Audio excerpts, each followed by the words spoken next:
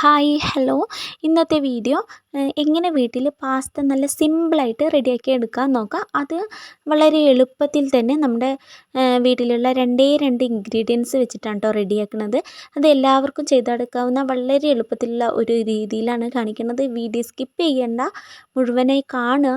ഇതിൽ പാസ്ത മേക്കിങ്ങും മാത്രമല്ല കാണിക്കുന്നത്, പിന്നെ അത് വെച്ചിട്ടുള്ള ഒരു റെസിപ്പിയും കൂടി ഇൻക്ലൂഡ് ചെയ്തിട്ടുണ്ട് കേട്ടോ. അപ്പോൾ എല്ലാവരും വീഡിയോ കാണാം.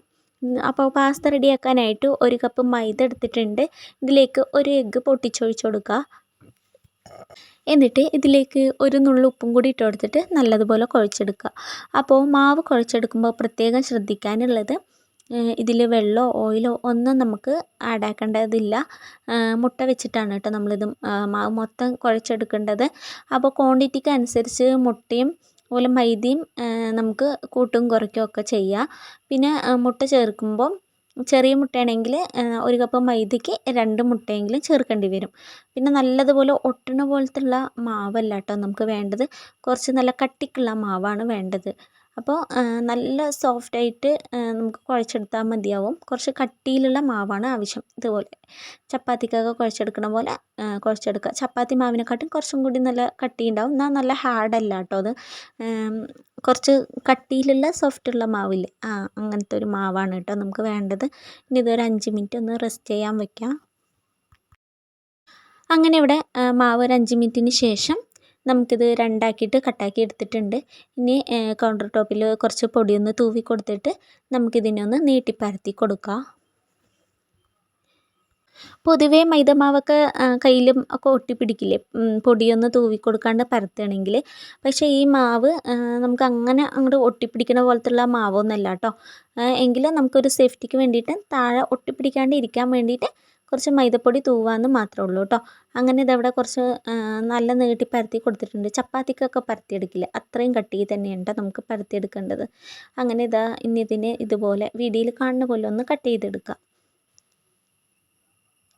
പിന്നെ ഇതിൻ്റെ ഷേപ്പൊക്കെ നമ്മുടെ ഇഷ്ടത്തിനനുസരിച്ച്, നമ്മുടെ ക്രിയേറ്റിവിറ്റി അനുസരിച്ചിട്ട് എന്ത് ഷേപ്പ് വേണമെങ്കിലും നമുക്ക് ആക്കിയെടുക്കാനായിട്ട് പറ്റും കേട്ടോ. അപ്പോൾ ഞാൻ ഇതിൽ സിമ്പിളായിട്ടുള്ള 2 ഷേപ്പ് ഞാൻ കാണിച്ചു തരാം. ആദ്യം ഇതുപോലെ ഒന്ന് ഫോൾഡ് ചെയ്തിട്ട് ഒന്ന് പ്രസ് ചെയ്ത് കൊടുത്ത് വെച്ചാൽ ഇത് അതുപോലെ ഒരു നല്ല അടിപൊളിയായിട്ടുള്ള ഒരു നല്ലൊരു ഷേപ്പ് കിട്ടും കേട്ടോ. ഇതുപോലെയും ചെയ്തെടുക്കുക. ഇല്ലെങ്കിൽ ഇനി ഒന്ന് കാണിച്ചു തരാം. ഒരു ഫോർക്ക് എടുക്കുക. എന്നിട്ട് നമുക്കിത് ഇതുപോലെ സ്ക്വയറായിട്ട് കട്ടാക്കി എടുത്തിട്ടുള്ള ഒരു പീസ് എടുത്തിട്ട് 2 അറ്റത്തും ഇതുപോലെ ഒന്ന് ഫോർക്ക് വെച്ച് ഒന്ന് പ്രസ് ചെയ്ത് കൊടുക്കുക. എന്നിട്ട് ഈ നടുവ് ഉണ്ടല്ലോ, മാവിൻ്റെ ആ നടുവിൽ പിടിച്ചൊന്ന് പ്രസ് ചെയ്ത് കൊടുത്ത് വെച്ചാൽ നല്ല അടിപൊളിയായിട്ടുള്ള ഒരു ഷേപ്പ് തന്നെ കിട്ടും കേട്ടോ. അപ്പോൾ എന്തായാലും ഈ ഷേപ്പ് എനിക്ക് നല്ല ഇഷ്ടപ്പെട്ടു. അപ്പോൾ ഞാൻ എല്ലാ ഷേപ്പും ഇതുപോലെയാണ് കേട്ടോ ചെയ്തെടുത്തിട്ടുള്ളത്. എല്ലാ മാവും ഈ ഷേപ്പിൽ ചെയ്തിട്ടുള്ളത്. ഇനി നെക്സ്റ്റ് ഒരു ഷേപ്പും കൂടി കാണിച്ചു തരാം. നിങ്ങൾക്ക് ഏത് ഷേപ്പാണ് കൂടുതൽ ഇഷ്ടമായി വെച്ചാൽ അതിനനുസരിച്ചിട്ട് ചെയ്തെടുക്കാം കേട്ടോ. ഒരു ഫോർക്ക് എടുത്തിട്ടുണ്ട്. ഇതിൻ്റെ മുകളിൽ കുറച്ച് മാവ് ഇങ്ങനെ വെച്ച് കൊടുക്കുക. എന്നിട്ട് കൈ വെച്ചൊന്ന് പ്രസ് ചെയ്തിട്ടൊന്ന് ചുരുട്ടി കൊടുക്കുക. അപ്പോൾ ഇതുപോലത്തെ ഒരു ഷേപ്പിൽ കിട്ടും കേട്ടോ. നമ്മൾ പാസ്തയൊക്കെ കടയിൽ നിന്നൊക്കെ മേടിക്കുമ്പോൾ ഇതുപോലത്തെയൊക്കെ ഷേപ്പിൽ കിട്ടും. ഇല്ലെങ്കിൽ പിന്നെ നമ്മുടെ ഇഷ്ടത്തിനനുസരിച്ച് ഏത് ഷേപ്പ് വേണമെങ്കിലും ചെയ്തെടുക്കാം കേട്ടോ. അങ്ങനെ ഞാനിതിവിടെ എല്ലാം ഒന്ന് ചെയ്തെടുക്കുന്നുണ്ട്. അങ്ങനെ ഞാൻ കൂടുതലും ഇതേ ഷേപ്പിലാണ് കേട്ടോ ചെയ്തെടുത്തിട്ടുള്ളത്. ഇതാകുമ്പോൾ കുറച്ചും കൂടി ഈസിയാണ്, പെട്ടെന്ന് ചെയ്തെടുക്കാനായിട്ടും പറ്റും. അങ്ങനെ ഇതവിടെ എല്ലാം ഒന്ന് ചെയ്ത് മാറ്റുന്നുണ്ട്. അന്നേരം കാണാൻ നല്ല ഭംഗിയാണ് കേട്ടോ. വീഡിയോയിൽ കാണാക്കാട്ടി നല്ല അടിപൊളിയായിട്ടുണ്ട് കേട്ടോ കാണാൻ, നേരിട്ട് കാണാൻ. അപ്പോൾ നമ്മൾ അങ്ങനെ ഷേപ്പാക്കി എടുക്കുമ്പോൾ കുറച്ച് ചെറിയ സൈസ് ആക്കുക കേട്ടോ. ഞാനിപ്പോൾ ആക്കിയ ഷേപ്പിനെക്കാട്ടിലും കുറച്ച് ചെറിയ സൈസ് ആക്കുകയാണെന്നുണ്ടെങ്കിൽ നമ്മളതൊന്ന് വെള്ളത്തിലൊന്ന് കുക്ക് ചെയ്തെടുക്കുന്ന ടൈമിൽ അത് ഡബിളായിട്ടൊന്നും കൂടി ഒന്ന് പൊന്തി വരും. അപ്പോൾ അതുകൊണ്ട് കുറച്ച് ചെറിയ സൈസാണെങ്കിൽ നന്നായിട്ടുണ്ടാകും. ഇല്ലെങ്കിൽ വലുതായിട്ട് വേണമെന്നുണ്ടെങ്കിൽ അങ്ങനെ ഞാനിതവിടെ കുറച്ച് വെള്ളം തിളയ്ക്കാൻ വെച്ചിട്ടുണ്ട്. വെള്ളം നല്ലതുപോലെ തിളച്ച് വന്നിട്ടുണ്ട് കേട്ടോ. ഇതിലേക്ക് 1 ടീസ്പൂണ് ഓയിൽ ഒഴിച്ച് കൊടുക്കുക. ആവശ്യത്തിനുള്ള ഉപ്പിട്ട് കൊടുക്കുക. എന്നിട്ട് നമ്മൾ നേരത്തെ റെഡിയാക്കി വെച്ചിട്ടുള്ള പാസ്ത കംപ്ലീറ്റ് ആയിട്ട് ഇതിലേക്ക് ഇട്ട് കൊടുക്കുക. അപ്പോൾ നമ്മൾ പ്ലേറ്റിൽ അങ്ങനെ ഒട്ടിപ്പിടിക്കണമൊന്നുമില്ല കേട്ടോ. അത്ര വലിയ ഒട്ടണ പോലത്തെ മാവൊന്നുമല്ല കേട്ടോ ഇത്. അങ്ങനെ ഒട്ടിപ്പിടിക്കണമൊന്നുമില്ല. അങ്ങനെ എല്ലാം ഇതിലേക്ക് ഇട്ട് കൊടുത്തിട്ടുണ്ട്. പിന്നെ നിങ്ങൾ ഇപ്പോൾ ഉണ്ടാക്കണില്ല, ഡ്രൈ ആക്കി വെക്കണമെന്നുണ്ടെങ്കിൽ ഓവനിൽ വെച്ച് ജസ്റ്റ് ചൂടാക്കി എടുക്കണമെന്നുണ്ടെങ്കിൽ കുറച്ചും കൂടി ഡ്രൈ ആക്കി എടുക്കാനായിട്ട് പറ്റും. അപ്പോൾ നമുക്ക് ഫ്രഷ് ആയിട്ട് തന്നെ റെഡിയാക്കി ഉടനെ തന്നെ നമുക്ക് ഇതുപോലെ ഉണ്ടാക്കിയെടുക്കാനായിട്ട് പറ്റും. അങ്ങനെ ഞാനിതവിടെ കുക്ക് ചെയ്തിട്ടുള്ള ടൈം ഒരു 7 മിനിറ്റാണ് കേട്ടോ. ഒരു 7 മിനിറ്റാണ് ഞാൻ ഈ പാസ്ത അവിടെ കുക്ക് ചെയ്തിട്ടുള്ളത്. ഇത് നല്ല സോഫ്റ്റായിട്ട് വരും. ആ ടൈമിൽ നമുക്കിതിൽ നിന്ന് കോരി മാറ്റാം കേട്ടോ. പിന്നില്ലേ, യൂട്യൂബ് മലയാളത്തിൽ ഫസ്റ്റ് ടൈമാണ് കേട്ടോ നമ്മുടെ ചാനലിൽ റെസിപ്പി ഇടുന്നത്. ഈ പാസ്ത മേക്കിങ് ഫസ്റ്റ് ടൈം ഉണ്ടാക്കി നോക്കുന്നവരാണെങ്കിൽ പോലും ഒരിക്കലും ഫ്ലോപ്പായി പോവില്ല. നല്ല പെർഫെക്റ്റ് ആയിട്ട് തന്നെ നമുക്ക് വീട്ടിൽ റെഡിയാക്കാനായിട്ട് പറ്റും.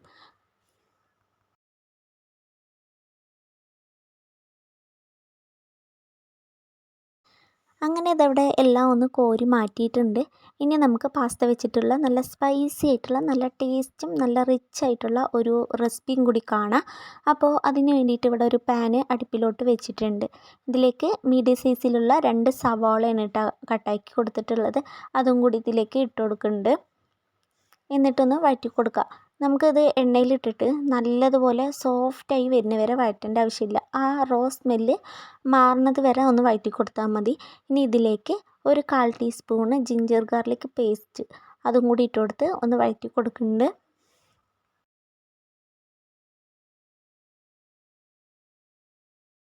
അതിൻ്റെ ആ റോ മണമൊക്കെ ഒന്ന് മാറിക്കഴിഞ്ഞ് വെച്ചാൽ ഇതിലേക്ക് നമുക്ക് കുറച്ചും കൂടി റിച്ച് ആയിട്ടുള്ള ടേസ്റ്റൊക്കെ കിട്ടുന്ന കാഷ്നട്ട് അതാണ് കേട്ടോ ഞാൻ ഇട്ട് കൊടുത്തിട്ടുള്ളത്. അതും കൂടി ഇട്ട് കൊടുക്കുക. നിങ്ങളുടെ കയ്യിൽ ഫ്രഷ് ക്രീം ഉണ്ട് എന്നുണ്ടെങ്കിൽ ഞാൻ പറയാം ആ ടൈമിൽ ഇട്ട് കൊടുത്താൽ മതി. അപ്പോൾ കാഷ്നട്ട് ഇടേണ്ട ആവശ്യമില്ല.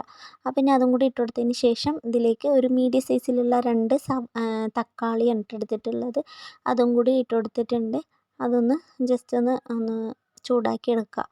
അതിന് ശേഷം ഇതിലേക്ക് പൊടികളായിട്ട് ഞാൻ ഒരു 1/4 ടീസ്പൂണ് മന്തി മസാല ഇല്ലേ, അതാണ് കേട്ടോ ഇട്ട് കൊടുത്തിട്ടുള്ളത്. ഇതിലേക്ക് 1 ടീസ്പൂണ് മുളക് പൊടി, ഒരു 1/4 ടീസ്പൂണ് മഞ്ഞൾപ്പൊടിയാണ് ഇട്ട് കൊടുത്തിട്ടുള്ളത്. മന്തി മസാല ഇല്ലയെന്നുണ്ടെങ്കിൽ ഗരം മസാല ഇട്ട് കൊടുത്താലും മതി, ഇല്ലെങ്കിൽ ചാറ്റ് മസാല ഇട്ട് കൊടുക്കാം കേട്ടോ. ഇനി ഇത് നല്ലതുപോലെ ഒന്ന് വഴറ്റി കൊടുക്കുന്നുണ്ട്. ആ പച്ച സ്മെല്ലൊക്കെ മാറി വെച്ചാൽ ഇനി ഇതിലേക്ക് നമുക്ക് 1 ടീസ്പൂണ് വിനീഗറാണ് എടുത്തിട്ടുള്ളത്. അതും കൂടി ഇതിലേക്ക് ഒഴിച്ചു കൊടുക്കുന്നുണ്ട്. അതും കൂടി ഒന്ന് ഒഴിച്ചു കൊടുത്തിട്ട് ഒന്ന് വഴറ്റി കൊടുത്തതിന് ശേഷം ഇനി ഇതിലേക്ക് വേണ്ടത് ഒരു 1/4 ടീസ്പൂണ് പഞ്ചസാരയും കൂടി ഇട്ട് കൊടുക്കുക. അതും കൂടി ഇട്ട് കൊടുത്തതിന് ശേഷം വഴറ്റി കൊടുക്കുക. ഇനി ഇതിൽ മസാലയ്ക്ക് വേണ്ടിയിട്ടുള്ള ആവശ്യത്തിനുള്ള ഉപ്പും കൂടി ഈ ടൈമിൽ ആഡാക്കി കൊടുത്തിട്ട് ഒന്ന് മിക്സാക്കി കൊടുത്തതിന് ശേഷം ഫ്ലെയിം ഓഫാക്കി കൊടുത്ത് ഒന്ന് തണുത്തതിന് ശേഷം ഇനി മിക്സിൻ്റെ ജാറിലേക്ക് ഇട്ട് കൊടുത്ത് നല്ല പേസ്റ്റ് ആക്കിയിട്ട് നമുക്കൊന്ന് അരച്ചെടുക്കാം. അങ്ങനെ ഇതവിടെ ഞാൻ ഇതെല്ലാം ഒന്ന് അരച്ചെടുത്തിട്ടുണ്ട്. ഇനി അതേ പാനിലേക്ക് നമുക്ക് ഇനി അരച്ചിട്ടുള്ള ഈ പേസ്റ്റും കൂടി ഇട്ട് കൊടുത്തിട്ട് ഇനി നമ്മൾ നേരത്തെ പാസ്ത വേവിച്ചിട്ടുള്ള വെള്ളം കളയണ്ട. അതിൽ കുറച്ച് വെള്ളം ഞാൻ ഒന്ന് മാറ്റി വെച്ചിട്ടുണ്ടായിരുന്നു കേട്ടോ. ആ വെള്ളം ഇതിലേക്ക് ഒഴിച്ചു കൊടുക്കുന്നുണ്ട്. എന്നിട്ട് നല്ലതുപോലെ ഒന്ന് തിളപ്പിച്ച് കൊടുക്കുക.